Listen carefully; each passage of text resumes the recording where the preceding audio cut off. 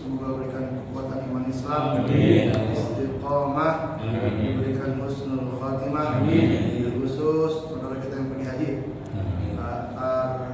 Arabid Jamal, dan kita mudah-mudahan beliau bisa dimudahkan, dilancarkan, pulang mendapatkan gelar haji yang mabrur. Hadinya wa tilkanya al-Fatihah. A'udzubillahi minasyaitonir rajim. Bismillahirrahmanirrahim. Alhamdulillahirabbil alamin. Arrahmanir rahim. Maliki yaumiddin. Iyyaka na'budu wa iyyaka nasta'in. Ihdinas siratal mustaqim. Shiratal ladzina an'amta 'alaihim ghairil maghdubi 'alaihim waladdallin. Amin ya rabbal alamin. Akan saat mulai.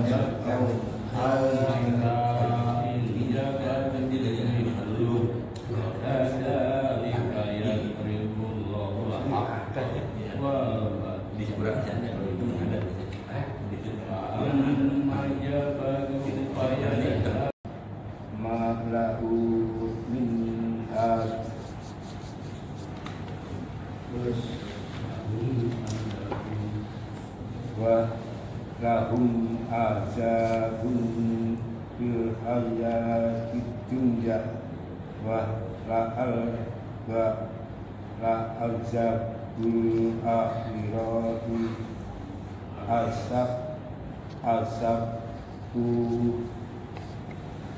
asabku amalahum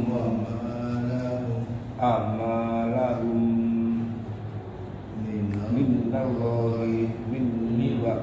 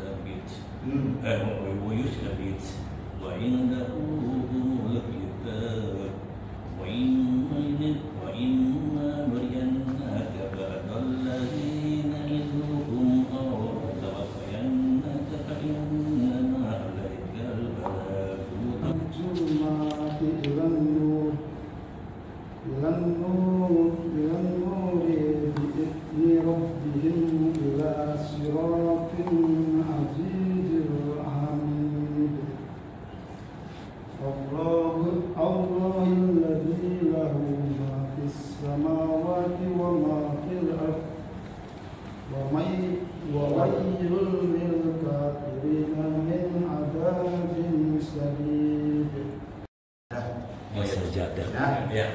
Dan surat ini surat Al-Rahman ayat ke-15 ya. Tandanya apa sih? Di sebelah Al-Quran ada tulisan sajadah ya, atau lambang kubah masjid macam-macam ya. Kalau kita ketemu yang macam ini tidak banyak. Di juz 30 ada di surat Al-Alaq. Iqra. Surat Iqra itu ada di surat Iqra ayat terakhirnya. Wasjud waqtarib. Itu surat yang paling saya hindari ketika sholat. Kenapa? Karena ada aturan mainnya tersendiri. Ini namanya ayat sajadah. Di mana ayat sajadah ini kita diperintahkan, disunahkan kalau cuma mendengar, apalagi saat membacanya, kita disunahkan sujud setelah membaca ayat ini. Bagaimana cara sujudnya? Yang pertama, sujud di luar sholat. Ulama berbeda pendapat. Ada yang menyatakan harus dalam seperti keadaan sholat. Jadi kita suci dalam keadaan suci hadas dan suci besar, berwudu. Lalu kita menghadap kiblat, kita takbiratul ihram, Allahu Akbar, langsung sujud, langsung selesai. Gitu. Tapi ulama Imam Nawawi sebetulnya selanjutnya juga mengatakan bahwa dia lebih memilih tidak perlu takbiratul ihram. Cukup kita langsung sujud, langsung mengucapkan takbir Allahu Akbar dan mengucapkan doa. Doanya apa? Banyak, tapi yang kita perlu hafal cukup saja. Subhanallah, alhamdulillah, la ilaha illallah, wallahu akbar. Enggak bisa juga ya seperti biasa salat subhanarabbiyal a'la, subhanarabbiyal a'la itu juga boleh. Yang penting kalimat tasbih. Ya. Kalau kita sesuatu, ada apa kita sesuatu? Nggak perlu, sebut aja ini mah. Cepat. Iya. Hanya sekedar kenapa sujud? Di sini misalnya ayat mengatakan walillahi yasjudu, sesungguhnya semuanya yasjudu, sujud kepada Allah, man fis samawati wal ardh, apa yang di langit dan di bumi, semuanya tunduk patuh sama Allah. Masa kita sebagai makhluk yang kecil di antara makhluk-makhluk besar, matahari tunduk sama Allah, bulan tunduk sama Allah. Kata Allah, ketemu matahari dan bulan terjadi gerhana bulan. Kata Allah jangan ketemu, ya lancar-lancar aja.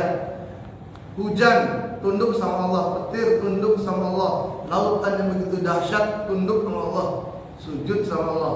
Nah kita yang timbang manusia, jangan sampai kagak sujud. Maka disunahkan kita sujud. Apa dalilnya? Dalilnya ada hadis. Ini hadisnya luar biasa, dengarkan dengan iman. Hadisnya kata Rasulullah, ketika anak Adam membaca ayat as-sajdah, kemudian dia bersujud, kata Nabi SAW, maka setan menyendiri dan dia menangis. Subhanallah. Jadi kalau kita bikin nangis setan, ketemu ayat sajadah, langsung kita sujud. Setelah dia nangis, setan menyendiri nangis, dia berkata apa? Celaka, kata dia. Anak Adam diperintahkan untuk bersujud, dia pun bersujud. Maka baginya surga. Doa dari setan. Setan doain gitu ya. Subhanallah ya. Timbang sujud doang dengar ayat sajadah, setan yang udah nangis dia doain kita. Semoga kita dapat masuk surganya Allah Subhanallah. Dan aku telah diperintahkan untuk bersujud, namun aku menolak, maka itu aku masuk neraka, kata setan. Gitu kan? Pas duduk kata Allah gitu, sujud, tapi dia nggak mau sujud. Illa apa namanya? Wastakbara, kata dia, kata Allah kan. Setan itu takabur, sombong, nggak mau sujud sama Allah. Gitu ya. Selanjutnya ada hadis juga mengatakan adalah Nabi Sallallahu Alaihi Wasallam membacakan Al-Quran kepada kita, maka ketika melewati ayat sajadah beliau bertakbir dan bersujud, dan kami pun bersujud bersamanya. Nabi aja sujud tilawah. Kalau di luar salat gampang. Nah bagaimana dalam salat? Kalau dalam salat perhatikan dengan baik. Pertama, jangan sampai timbul fitnah.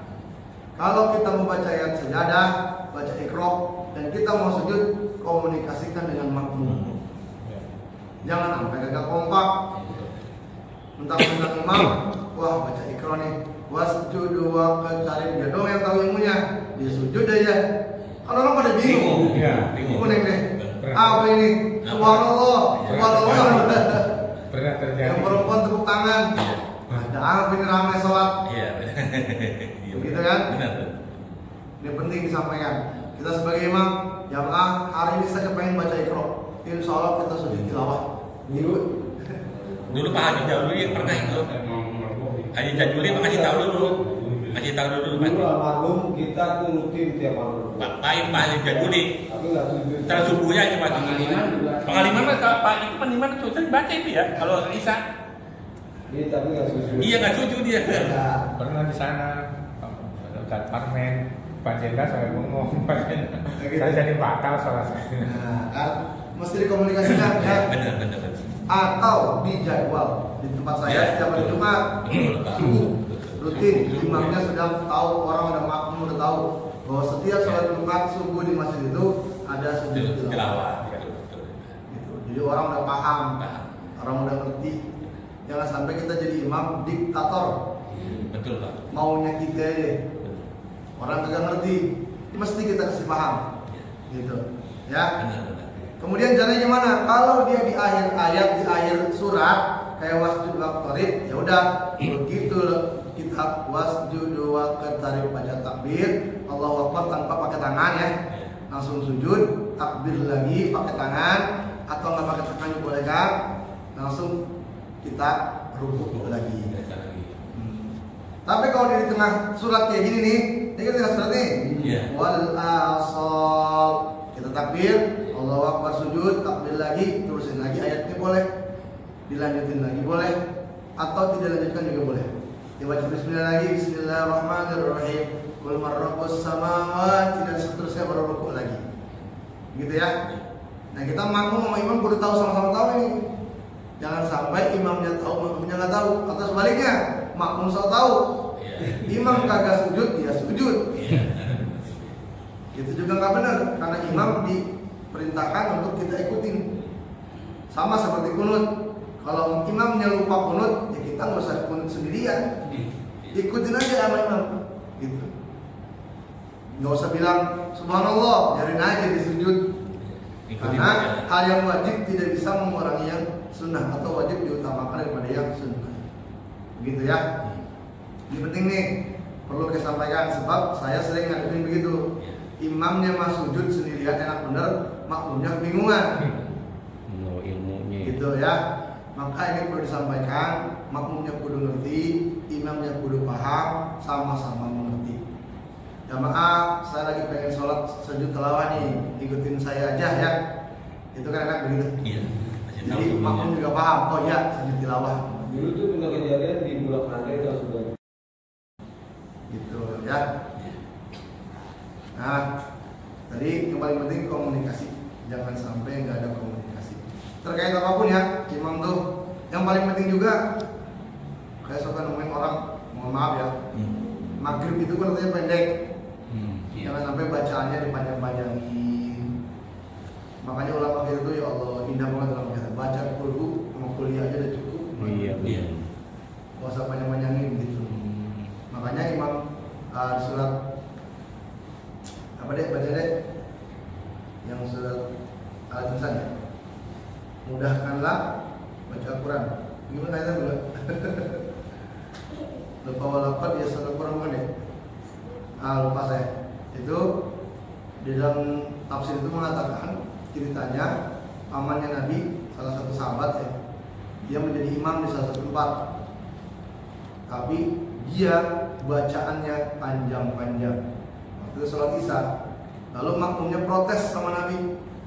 Nabi, ini sahabat ini bacaannya panjang banget.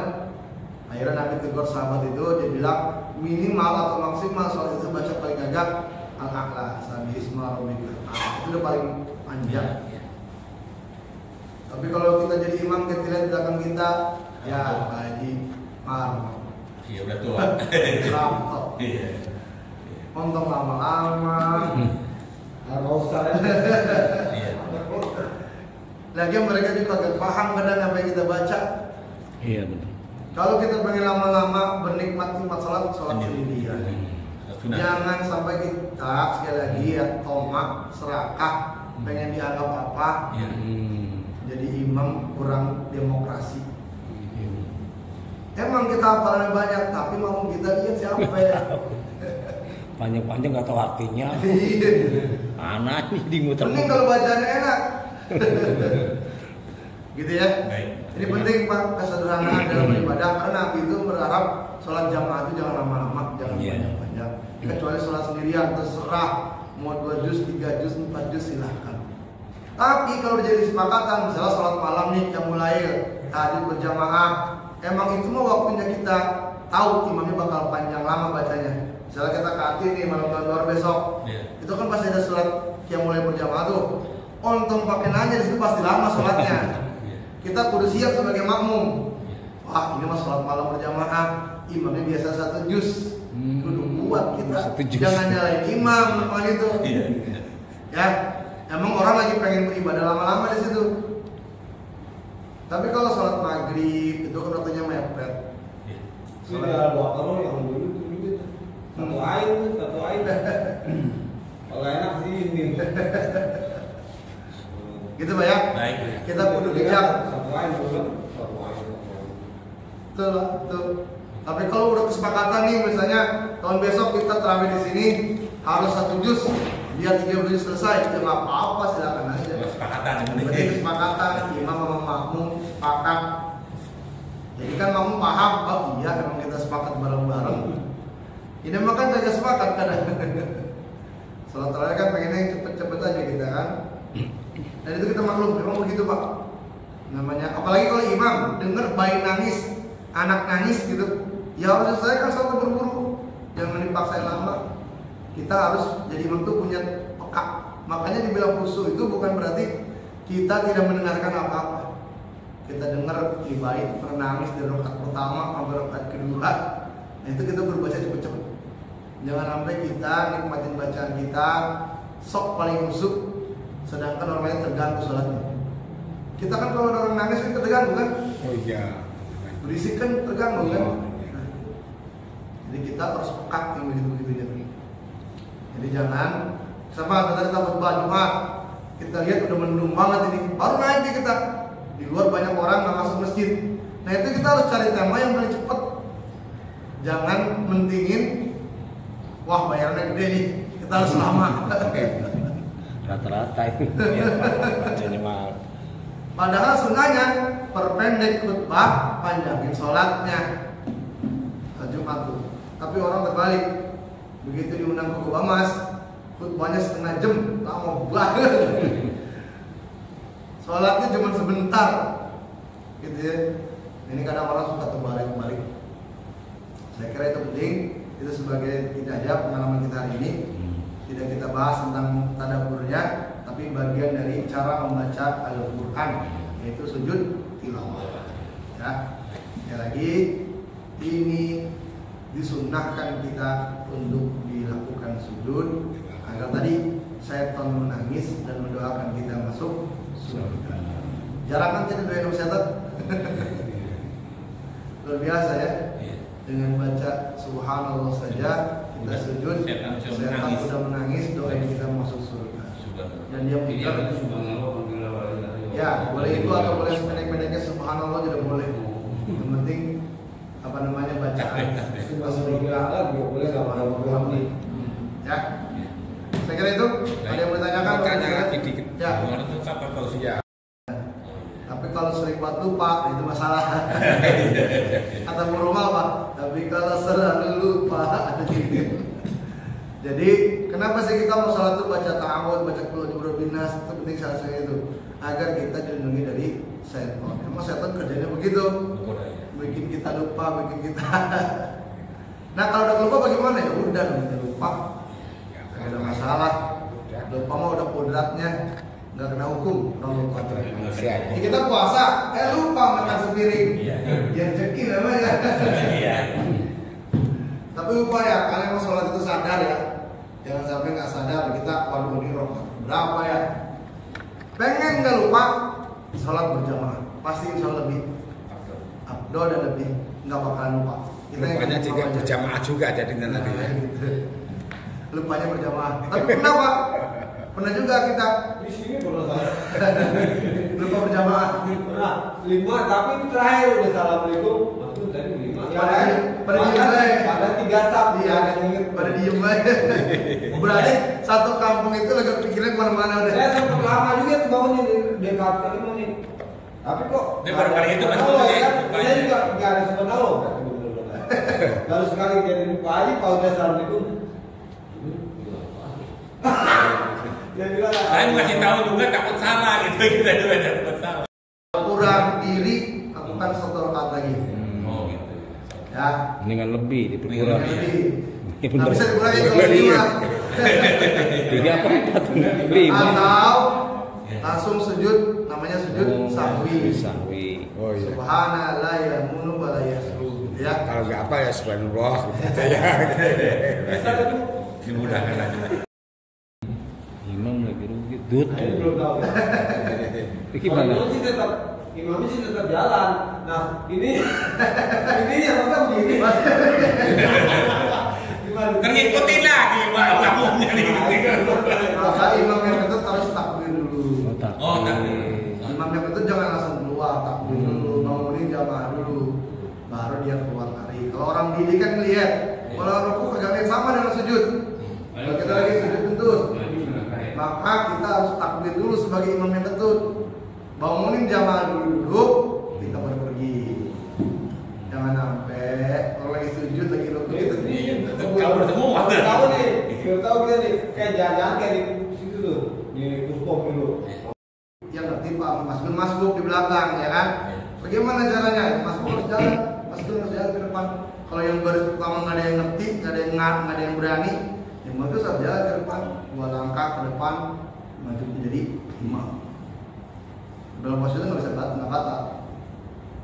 Makanya yang paham harus ada di belakang teman kalau bisa. Jangan sampai nanti imamnya batal, dia belakang baris pertama nggak ada yang ngerti, diem semua. Mau maju gak berani.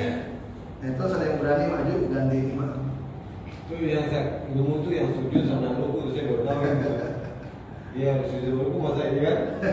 Lagi sujud Allah. Jadi muamu diangkat dulu Allah. Ya, takbir dulu, baru dia keluar. Takbir dulu ya.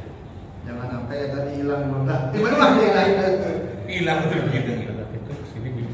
Itu bisa terjadi nggak? Bisa. Bisa. Sangat bisa terjadi. Karena kan kita nggak pernah tahu posisi imam lagi bagaimana. Cukup ya, udah mah. Baik, terima kasih Pak Ustaz. Terima kasih. Mudah-mudahan puasa kita dari Allah. Amin. Dosa kita diampuni setahun yang lalu, Amin. setahun yang akan datang. Amin. Kita doakan juga jamaah haji kita, insya Allah mudah-mudahan dia mabrur. Amin. Kita baca surat Al-Asr. Bismillahirrahmanirrahim. Wal 'asri innal insana lafi khusr illa alladziina amanu wa 'amilus shalihati wa tawassaw bil haqqi wa tawassaw bil sabr. Subhanakallahumma wa bihamdika asyhadu an la ilaha